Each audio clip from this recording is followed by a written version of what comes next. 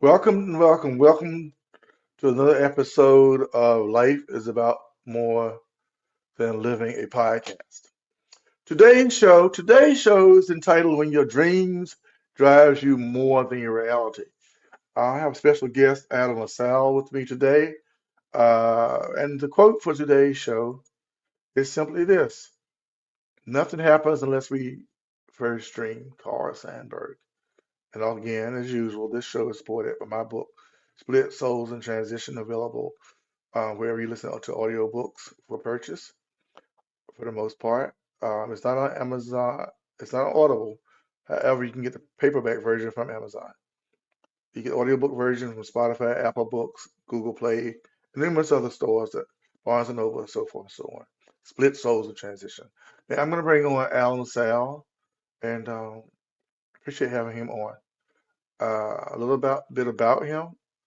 He's an actor, musician, former high school music teacher, uh, who quit the safe path to chase a dream, and it's worked out for him. I'll let him talk more about himself once he gets on, y'all. Y'all know how I do this. I keep it really informal, to the point. So let's roll. Welcome, Adam. Glad to have you on. I gave a little brief spiel about you. Your website link is there in the bio. A couple of bullet points that hit home with me, like they always do, only sense from your perspective.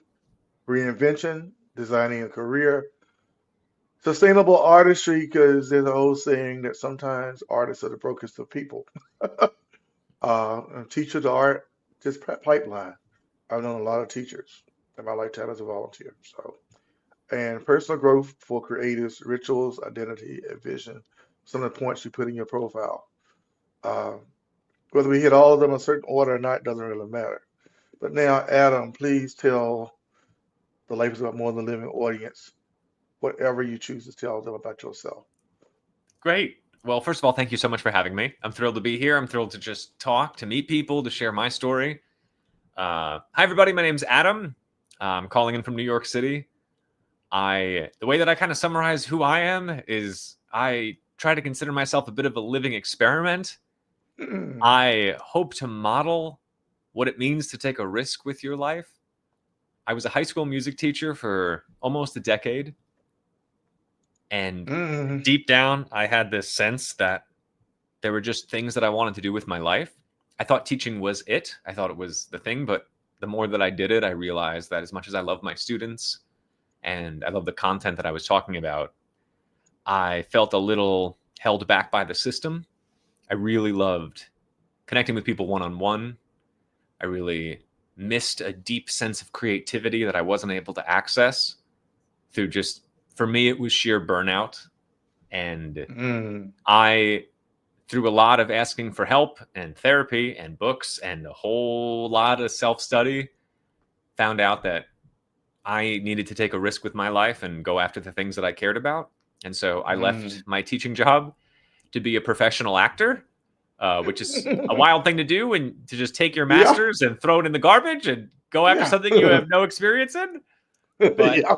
I, Well, I'm a podcaster. I had no experience. I didn't even know what a yes, podcast was. yes, but it takes a sense of like, I would say like optimistic disillusion to some degree. You have to kind of go like, well, like what's the worst that could happen? And I really did a bit of a balancing act in my own head in life, that I said I could stay at this and I could be fine. I would Mhm. be content to some degree, but I just spent so many evenings staring at my ceiling at night or sitting on the train staring out the window, and I just thought, well, like what if? Like what if I did that? What if I took a risk? What if I changed things? What if I quit my job? What if I did all these things? Um, Mhm. and fear kept me in a lot of places for a long time, but essentially the short of it is I did make changes in my life to pursue a life in the arts, and I am so unbelievably crazy fortunate that it kind of worked. And it took a great deal of luck and chance and hard work and diligence and perseverance, but I now am an actor and a musician. I live in New York City, and I now work with people and try to help them make life-changing decisions so that they can find what matters to them, if it's their deep creativity or their passions, and just begin to steer the ship towards the things they care about so they can show up more for themselves, for their family, for their loved ones. And yeah, so I'm essentially experimenting how I can do that with my own life more. And then I try to teach that to people so that they can also find the things they really care about and pursue them in whatever form gives them the most internal light. Hmm. I fully agree with everything that you said.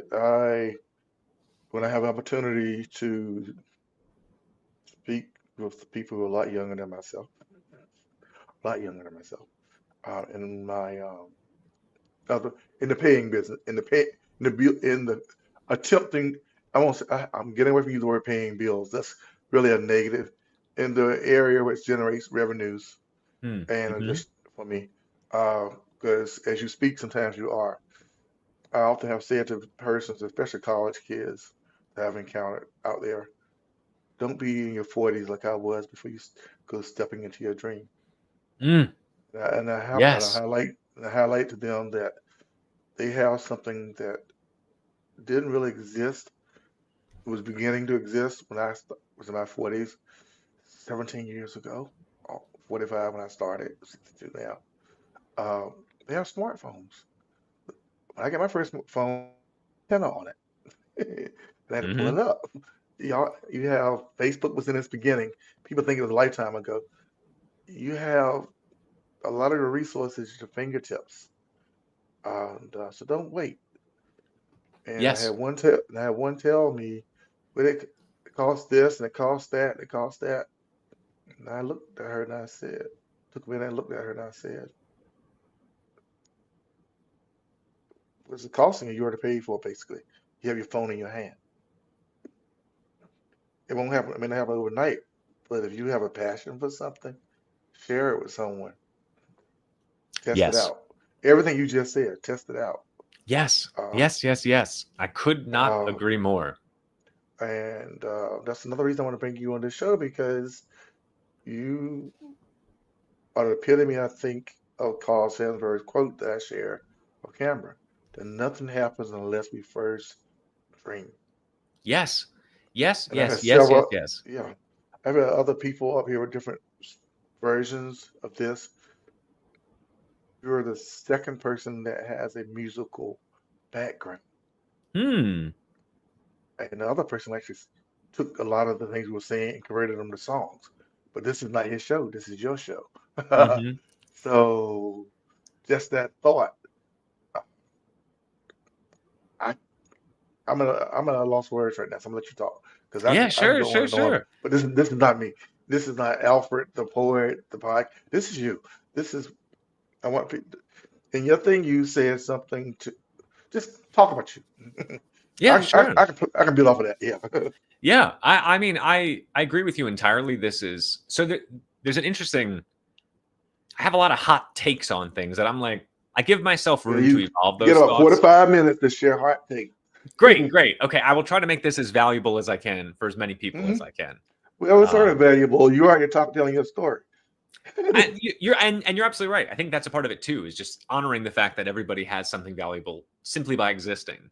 And I Hmm. think that's actually one of the I feel like if I could summarize my life and my learnings for anybody in any way, Hmm. and I say this as a former public school teacher, Hmm. the In things New that York City. yeah, the things that I was teaching were very, I mean, never did I explicitly say this, but I can't deny that I subscribed, or I would even say I was conditioned to essentially teach that life is linear.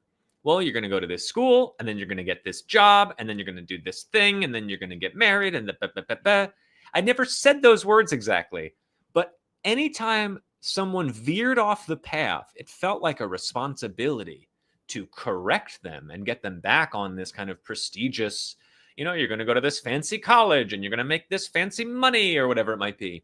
And I really Hmm. hate that I was part of the problem, because I think anyone you ask, especially when you leave the education system, whatever version that is, if that's college or trade school or anything Hmm. really, you understand that there's no such thing as a linear life. There's no such Hmm. thing as one version of a life. Like, you are constantly at crossroads. You constantly have to make a decision of what is best for you, your loved ones, your family, your partner, your kids, whatever it might be, constantly. And so one of the things that I think took me forever to learn and is at the heart of what I do is that I think the first step to learning is unlearning. I think you have to challenge the way in which you were brought up, conditioned, educated, just to hold space that there might be a different option. I'm not saying throw it all away, there's no merit in it. I'm saying that there's probably a lot of wonderful things that you've learned, but just to take, I kind of have an ABC model that I like to share with people that I think is like when people say, how do I change my life? How do I reinvent myself? The ABCs to me, it starts with acknowledgement. It literally starts with slowing down. We are all, myself included, constantly on autopilot. We are moving too fast. We have deadlines. We have bills to pay, whatever it might be, is that you just need to, everyone is capable of this. Just take a second to slow down. Just clock how you're feeling. Just, you might even feel it in your body.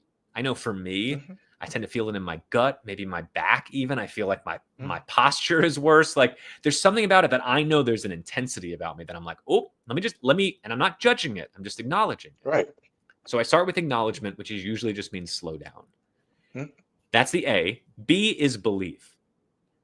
I read so many self-help books and I feel like I spent so much money on courses and whatever it was to change my life. And yet I couldn't do it because I kept hearing people say, well, it's your mindset. You have to start with mindset.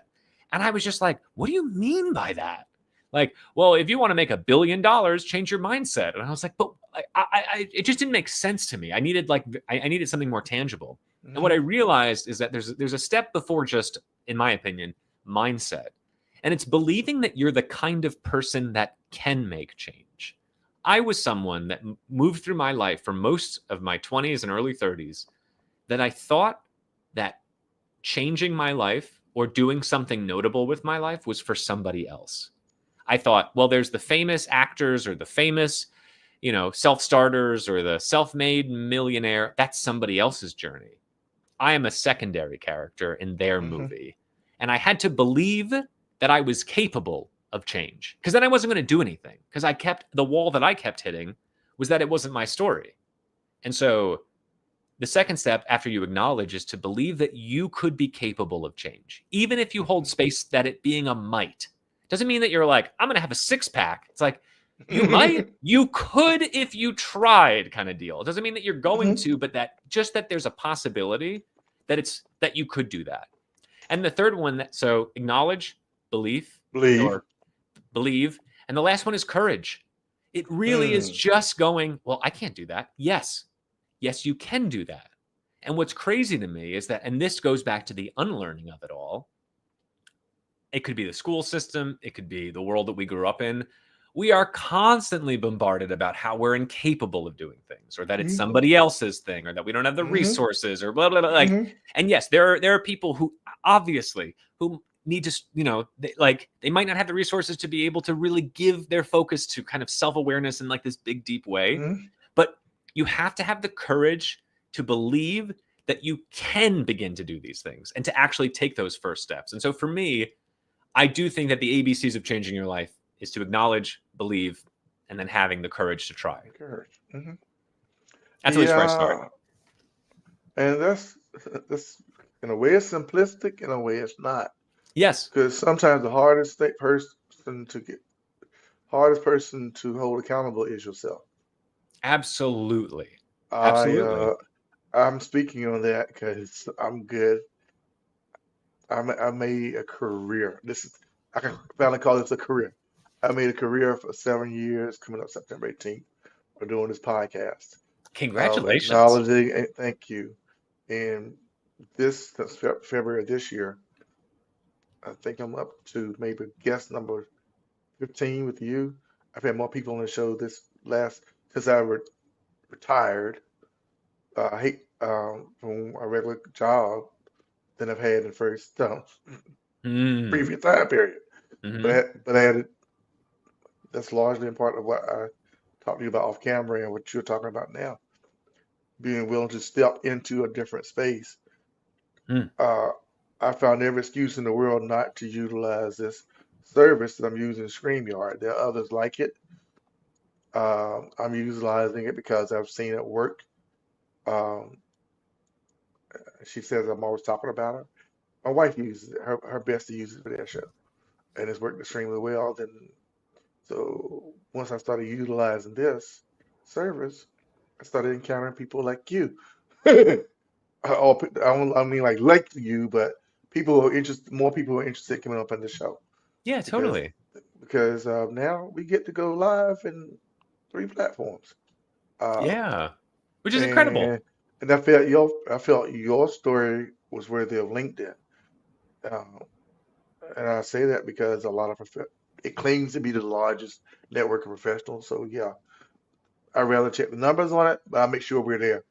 Hmm. Never know who's going to see what or whom will say, "Hey, Adam, you were on so and so on LinkedIn or whatever." Yes. Uh, Yeah. and this is actually the time of the day when LinkedIn people will be looking, according to some of the Mm. research I've done. Oh, interesting. Early morning, late afternoon. Mm. Um,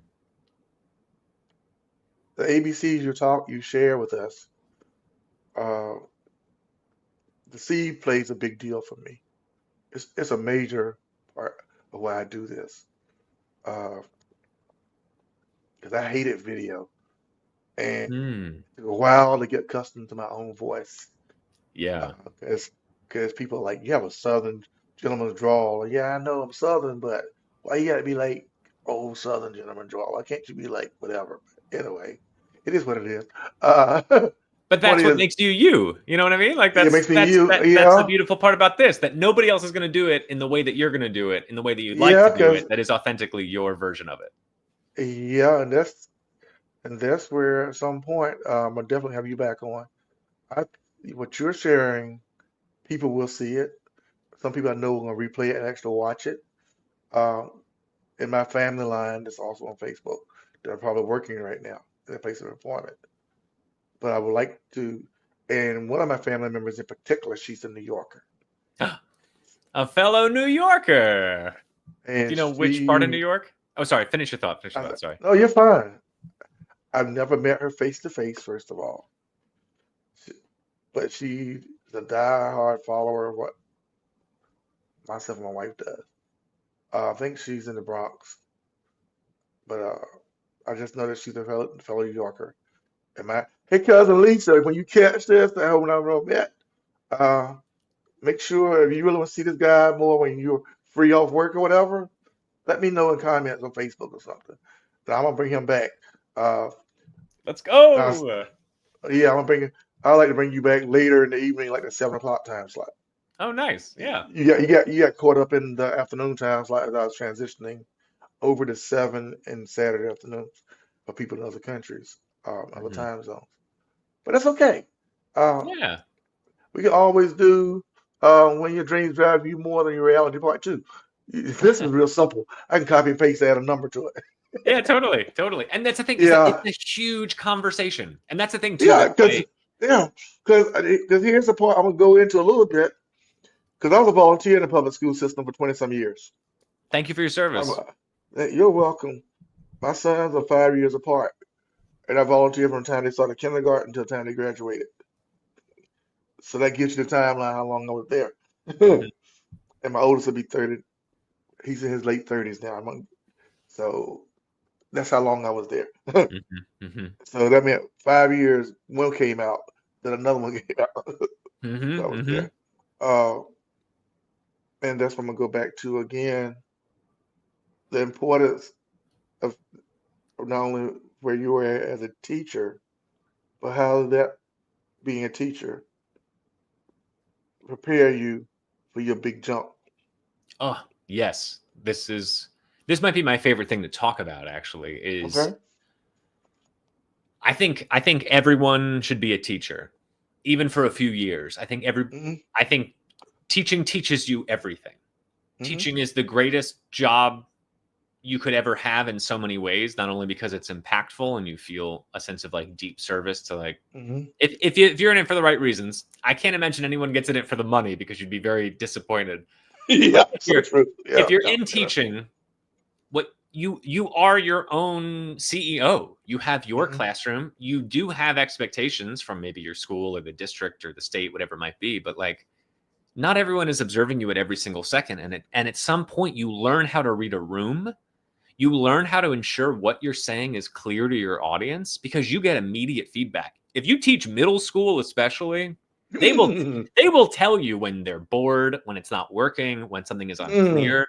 I feel like I don't need, personally, I don't believe I need any public speaking classes because I feel like I had on the job learning by just delivering lesson plans for a decade, however Mm. many thousands of lesson plans where if you understand the heart of teaching, there's a sense that even if you're delivering the same lesson plan, let's say you have the same seventh grade pre-algebra class and you have to do it 5 to 7 times a day.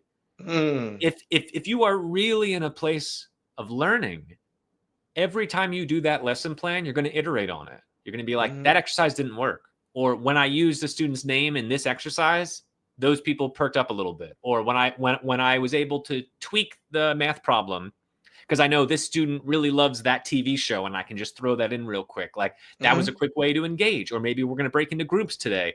And then you experiment, you try things and you're like, oh, wow, well, that was chaos. I'll never do that again. So period 2 is going to look a lot different than period 1.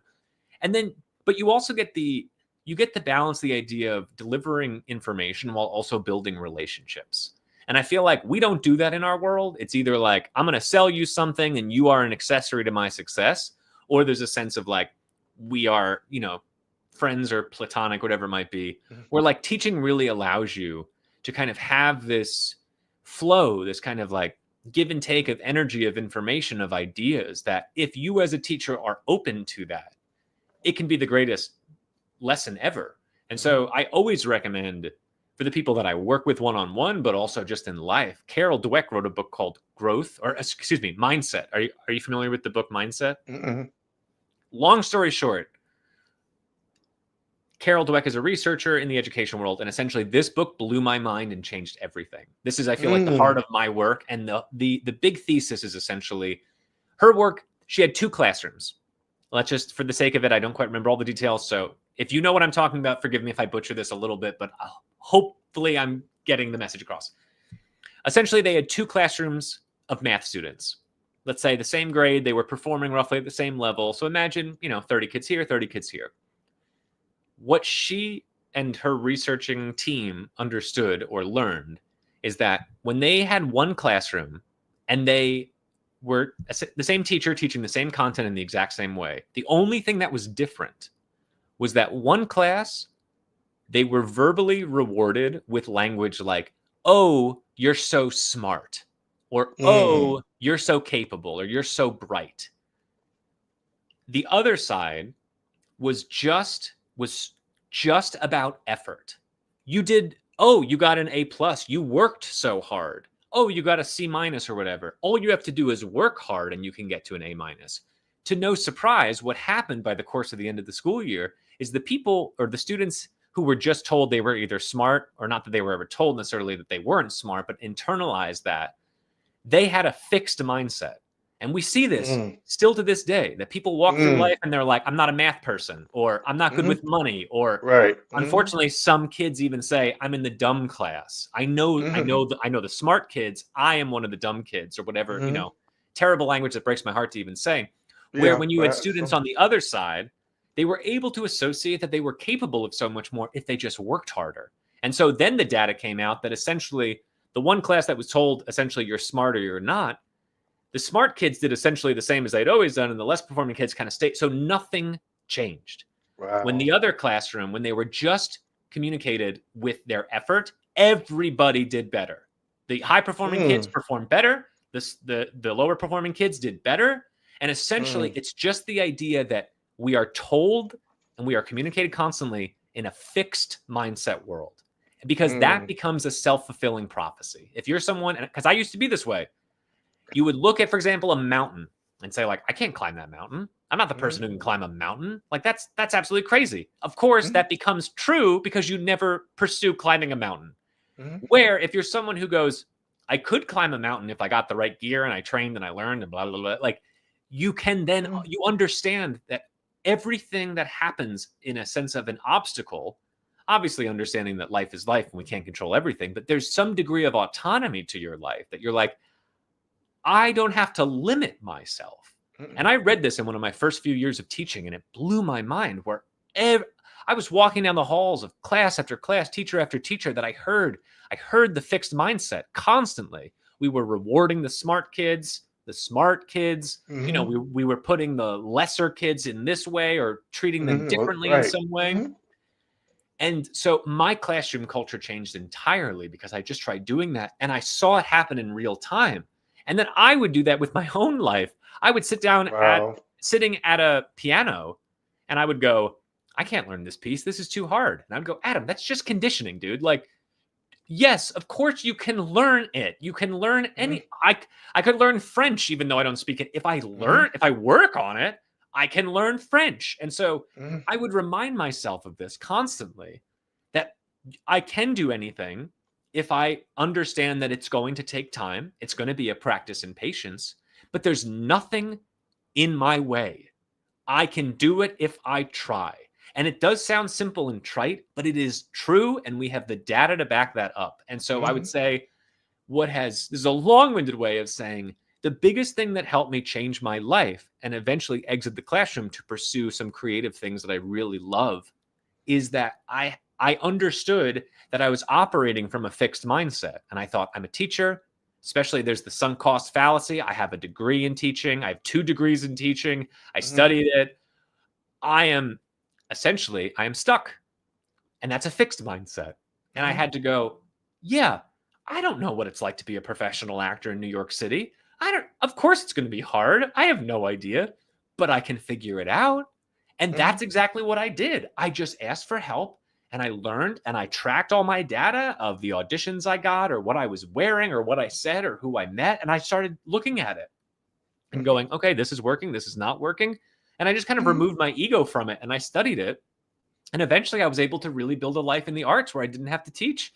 And now I'm so unbelievably fortunate that everything I've learned, including the growth and fixed mindset stuff from Carol Dweck, so to that point, I say this all to even say that to the point you had made, that we are sometimes difficult. It's hard to motivate ourselves. This is why what I do with work one-on-one is that it's okay. It is hard.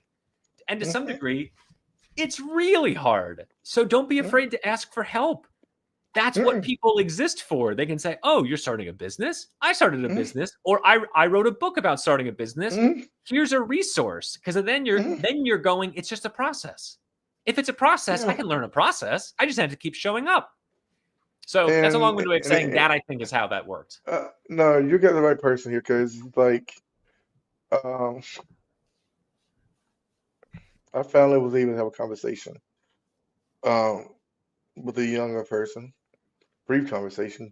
I'm in the transportation business, for the better choice of the words, because I know people monitor stuff sometimes that I need to keep working. Okay, legal transportation business, but I'm gonna use that terminology. So this particular younger person, right in line with some of what you're saying, I'm gonna piggyback off of everything that you said, because I'm in full agreement with what you said. Uh, First of all, she'll probably catch this. She subscribed the same day to the YouTube channel version of this. So she was like, "Oh yeah," she told me her story about being part of an editorial team on this other podcast, a barbershop style podcast, and all the time it took to edit and get an episode right and all of that. And I'm like, yeah, people. When I, I threw her a big wrench into what she was saying, kind of sort of, I think it played into what she was saying. When I said to her, my podcast may not have that number of followers right now that show had, based on what you're telling me, but I don't invest all that time and energy that they did in the editorial team. She said, well, barbershops have all these conversations. They have to make sure they get the right ones and write this and write that. I said, I get it. However, my show is still around, and I tried to in the early days I chose to emulate some of the others and some who are now follow podcasters who have teams of people, but then make this thing I'm about to say now because I'm also long-winded. They also highlight in some of their texts or in their show comments or their show interactions that they keep it natural, edited as much as possible with their guests, and they don't, and though they have teams of people, they want people to be able to come on, listen, talk and listen free, talk free to listen freely, share, and get the real genuine content Hmm. without all the other stuff. And it's great to have all of this. I get it. People have teams, they have the nicest mics, all this other cool stuff. But her point being, her point, what I share with her is that's great, but it's about the people, about the editing, Mm. basically. I know you're after a certain target audience,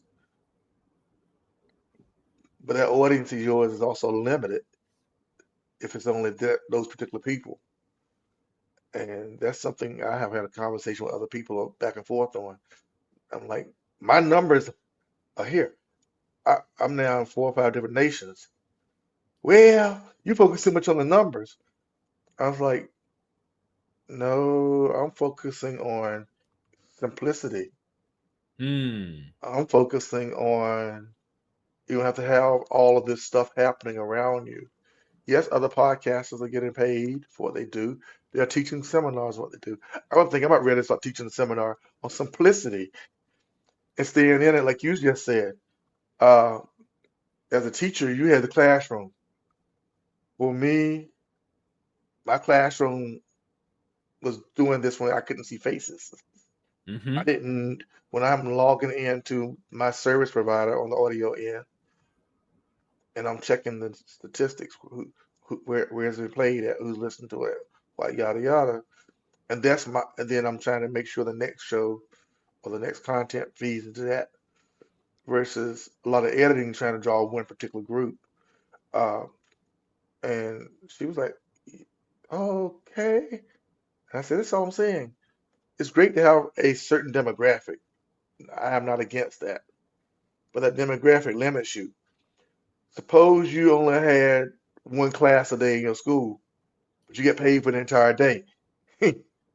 But you have multiple classes, multiple demographics, Hmm. and I'm gonna go back to my thought I had when you were speaking. I didn't want to cut you off. To this day, and I'm eventually like gonna ask one of my classmates whatever happened to Mr. Jasper Willard. When you can remember a teacher by that Jasper E. Willard, he was my ninth grade algebra teacher. I hated math. I still don't care for math.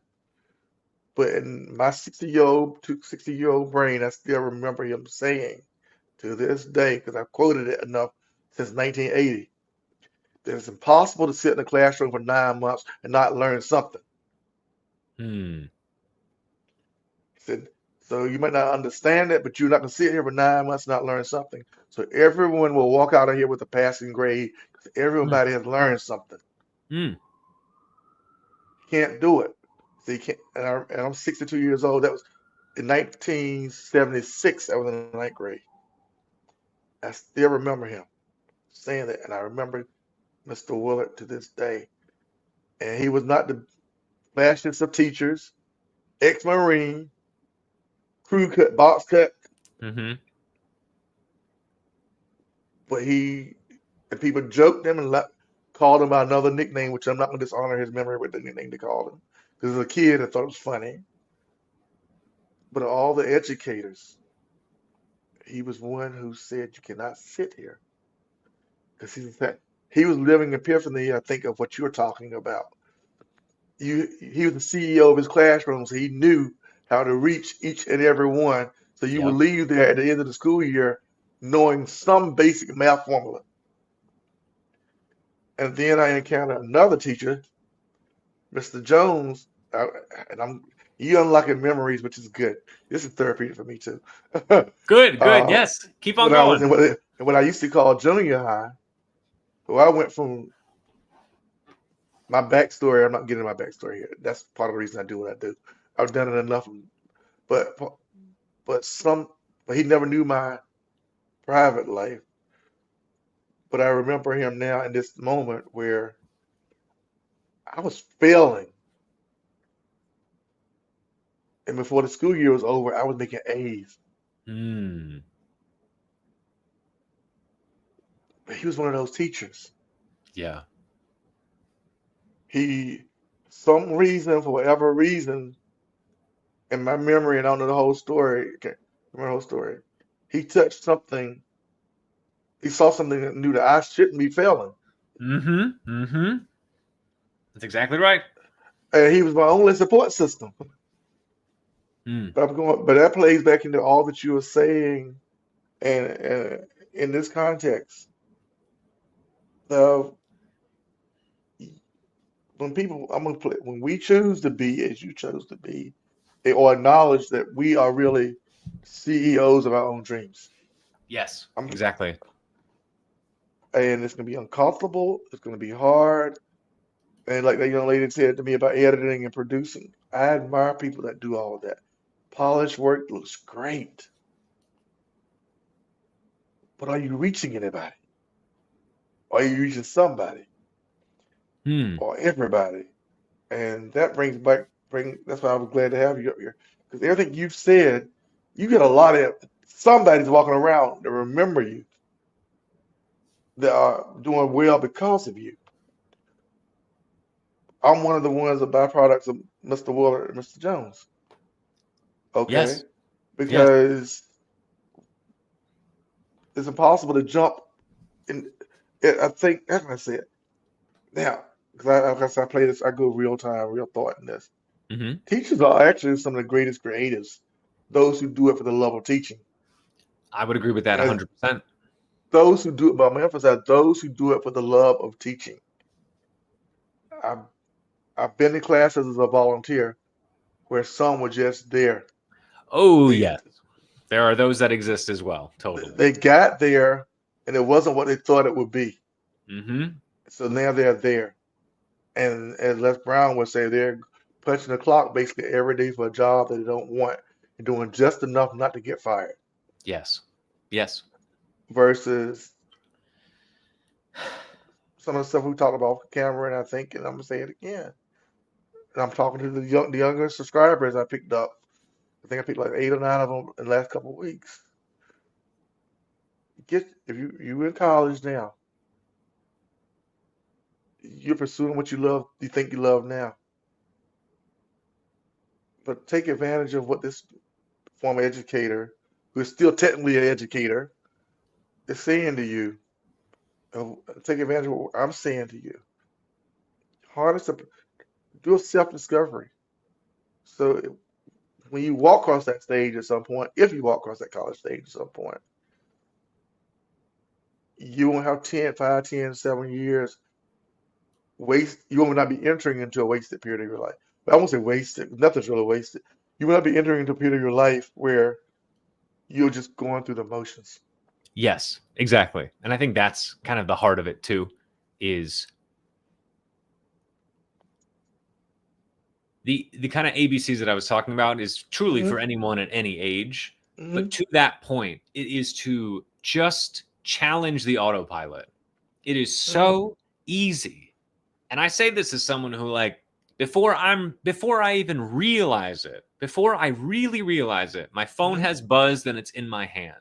And Hmm. I'm like, I didn't make that decision, but my body did. Now I'm checking Hmm. email. Now I'm like, how quickly any of us, I wake up, I brush my teeth, whatever. Like, I'm not here for that. Sometimes the coffee hits an hour later and then I feel like I'm actually in my body. I was like, when did I get out of bed? You know, Yeah. it's very easy. I feel like I had 10 years of that before I actually before I started the journey of really kind of Hmm. challenging that. And so to that point, and I love that everything you just said, there's so much merit to it that one of the cool things that I've learned in my own research is, first of all, it sounds like you've had some great teachers in your life, which is fantastic. Man, I What's don't really talk about them, but you triggered them today. You triggered no, that energy. and that's what I think is so lovely, is that there are, if you are fortunate to be like sometimes if I'm in a space where we talk about teachers, one of the fun exercises I like to do, which luckily we already got there, is essentially I ask people, do you remember a teacher that changed your life? Or do you Mhm. remember a teacher who had a positive impact on you? And to exactly your point, oftentimes people can really remember either someone or few that really impacted them, and also those that they have very negative Oh feelings. yeah, I didn't even mention the other one, but I'm gonna let you finish though. And one of the things that I try to 'Cause stress he's actually mentioned in my book. oh, interesting. One of But the things anyway, go ahead. that I try to stress when I talk about teaching is that this, to that same point, you don't have to be in a teaching position to have an impact like that. In anything that you do, I would challenge and kind of charge anyone with the idea that if you had an impactful moment with a teacher in your past, or a coach or a mentor or someone like that, there are opportunities that you can embody that same thing right now. And I think you doing your podcast in your own way, in the sense of, well, hey, you can edit it and make it in this way. It's that, like, you have been the CEO of your life and you went, I understand why you would want to do that. But you have found, which I think is like the beautiful crossroads of staying authentic to yourself while doing something that you care about, while also having an impact. And you found that crossroads by doing all that in the way that you want to do it. And I think that one of the things, at least the research that I've done, is that most of the time, the teachers that have had the most impact, the number one thing that at least students remember is oftentimes one of two things: the passion they had for the subject they taught, like either the teacher really loved what they were talking about, or to Hmm. the point you were just saying, is that they felt seen. They felt like Hmm. somebody actually saw potential in them Hmm. that nobody else might have seen. And like that, to me, to the point you had mentioned earlier, that to me, you found a good teacher when you just, there's that sense that you're like, I think you see something in me. And this is the challenge I give to anybody, is that regardless if you're mad at your partner or your kids have got you upset or you hate your boss or whatever it might be, like, Hmm. everybody has the opportunity to challenge themselves to see the good, to go, okay, I know that this has been this way for a while. This Hmm. is challenging the autopilot to go, is there something, could I see potential in this person? And I think Hmm. that's something that I try to carry with me as I move through the world, that even the people that my initial instinctual gut response, if I meet somebody and let's say we're, it's just not vibing, there might be a value clash or something different, I try to think, what lesson can I learn from this? How can I show up in a way that is honoring who I am while also holding space that there's potential in this person? Maybe they had a bad day. Maybe something's going on in their life that I do not know about. Maybe that they are just a person. They're just a person having a Hmm. very human existence, and Hmm. I can actually practice some patience, which teaching certainly teaches you as well, because teaching teaches you everything.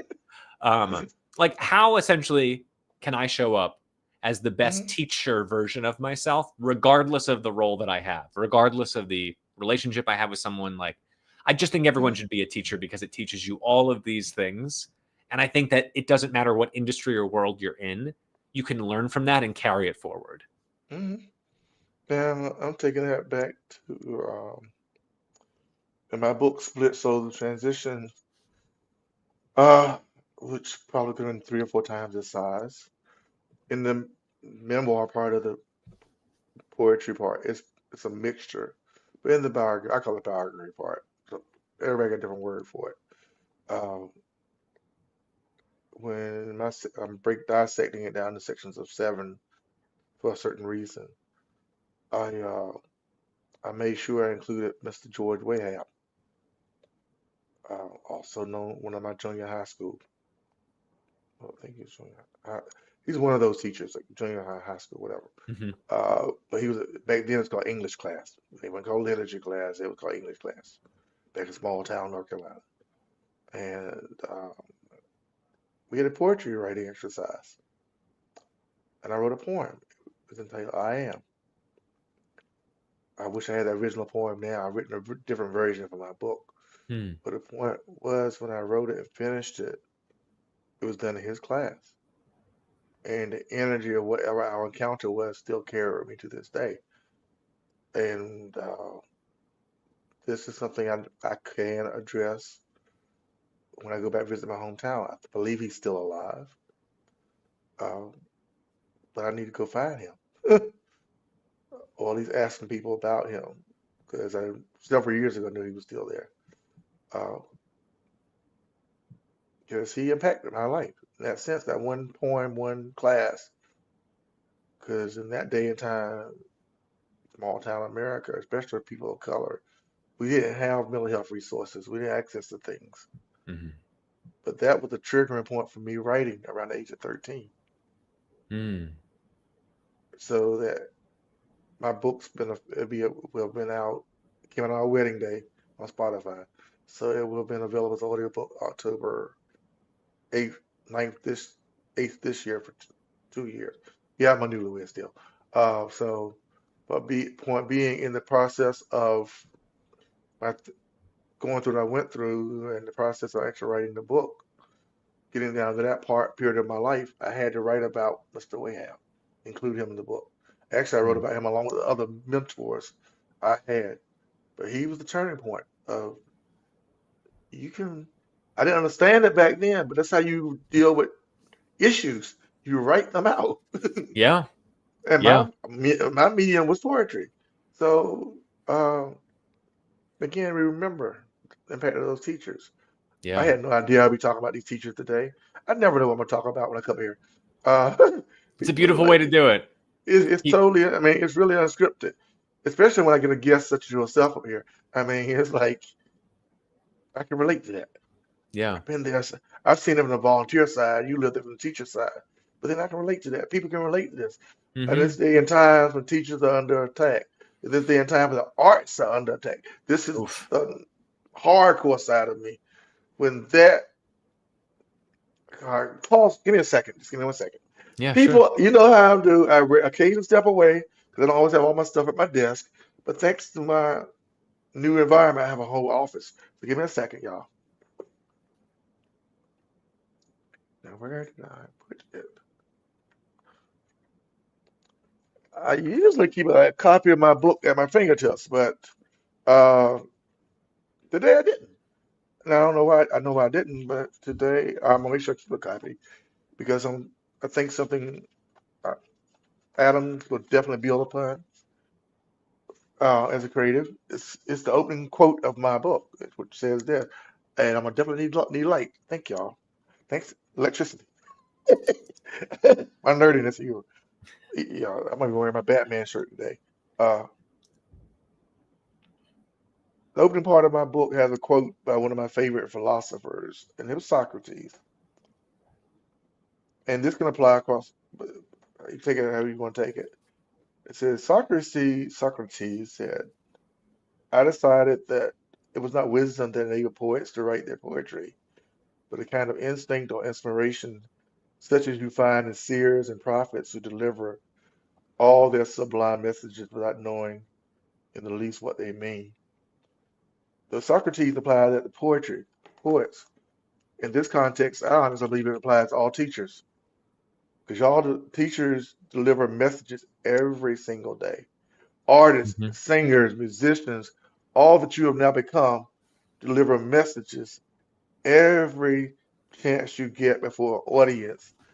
Everyone walks away with a different interpretation, but no one walks away without the hmm factor. Mm. Hmm. Uh, oh, let me see. Oh, cool. Uh, my cousin Mark in PA just hit us up. Hi, Mark. So, hey, Mark, I knew if I talk long enough, some of my family people that got different schedules. It's coming across the Facebook. He hit the Facebook's got it in like a short reel format or something. But he just hit us up. He's on now. Hey, cuz, thanks for kept checking us out. Catch this full screen, maybe share it with the family.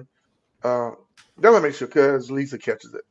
But anyway, yeah, this is a certain space where without artists, without teachers, all of these creatives Yeah.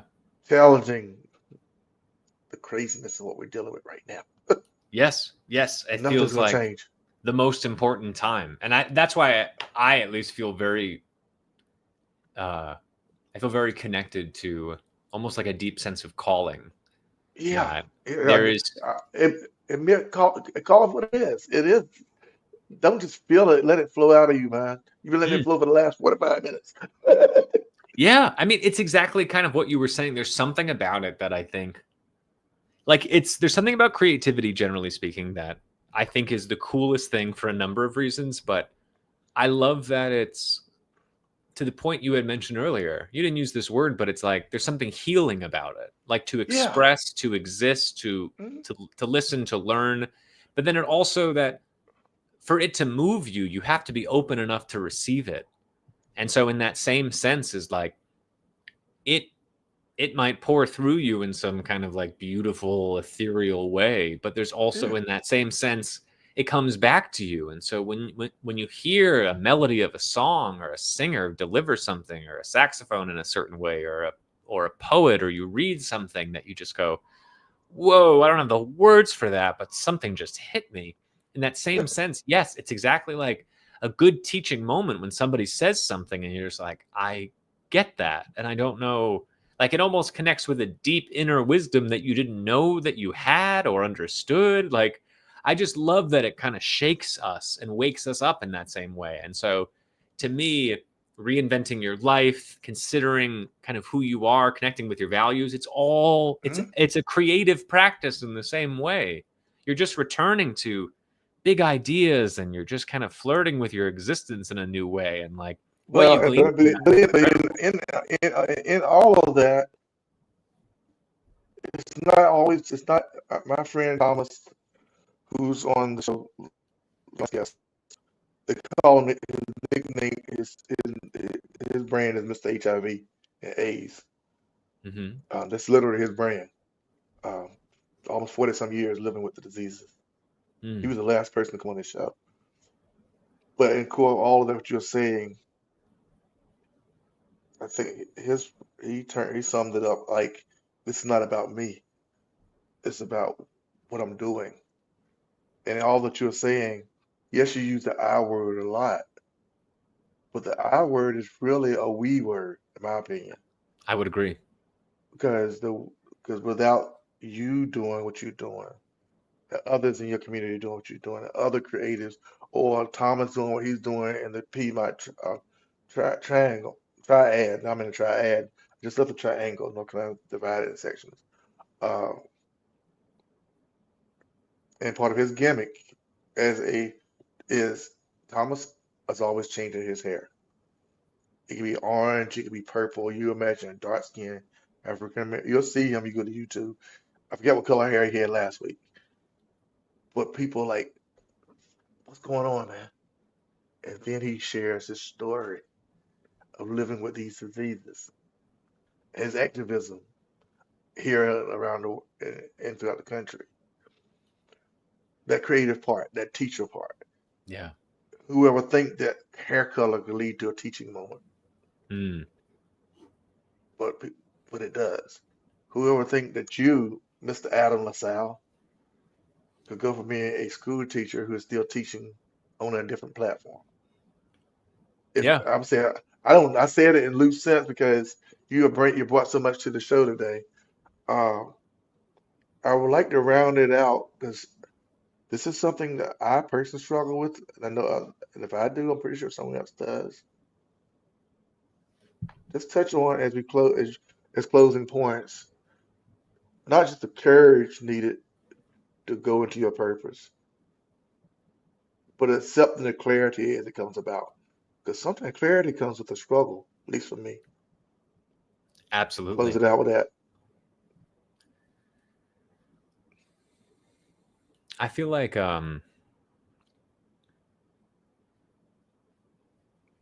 there's a few things that I think are important to share about this. Hmm. One is that there is no way that anyone can do anything alone. Mm. And I can't stress this enough. I've met so many people in my private practice, in my life, and everybody's story is the same in the sense that if people didn't know what to do, they asked for help. Mm. And that to me goes back to unlearning some sense that we have to do this on our own. We have to do life on our own. If you want to start a Mm. business, you have to do it on your own. You have to, like, whatever it is. Mm. Even if you feel like the community of people around you, if you don't know if they can help you in some way, first of all, I'd challenge that idea and go, amazing things happen when you have the vulnerability to ask for help. Mm. Somebody might know somebody. Somebody might have a skill set that you didn't know that they had. Doors I'm gonna might pay for open this. for you. I'm gonna pay for this later on because I hear this. I hear that part a lot around here. In a Yeah. sense, I'm gonna whisper it right now. She'll probably listen to it. Husband, you need to be able to ask for help. You can't do it all anymore by yourself. It is. And it's something I that I didn't say think that, my wife. He said it. no, I mean it is and I will say, just generally speaking, I do think that, like, I think men especially is that we we're I know I was raised that, like, without Yeah. explicitly saying it, like, we don't talk about our feelings. Yeah. We keep things inside. Like, it took me a while to unlearn that I didn't have to be stoic all the time. That and I was, I had all this Yeah. creative energy that I felt like, there was some sense of, like, how do I balance this with processing my emotions? And, like, a lot of that is just breaking that and going, ask for help, man. It's okay. It's really okay. And if anything, Okay. it is more than okay. It's really good and healthy to talk about your feelings, to ask for help, to say that you're not doing okay, because that also allows resources to come to you, that Hmm. people might know people, or, whatever it might be. And so the only thing I would say is that when I use the word courage, please know that it's not like you're going to access courage immediately. Right. It might be times that an opportunity will present itself, and you'll know. I do genuinely believe you will know when the courage has to come from within, and you go, "Oh, Hmm. this is my moment. I need to Hmm. step up." But Yeah. to get This show there, was one. This show was one of them hmm, for me. hmm, I got a couple more shows coming up. I'm gonna need a lot of that because yeah, yeah, I got one coming up next week.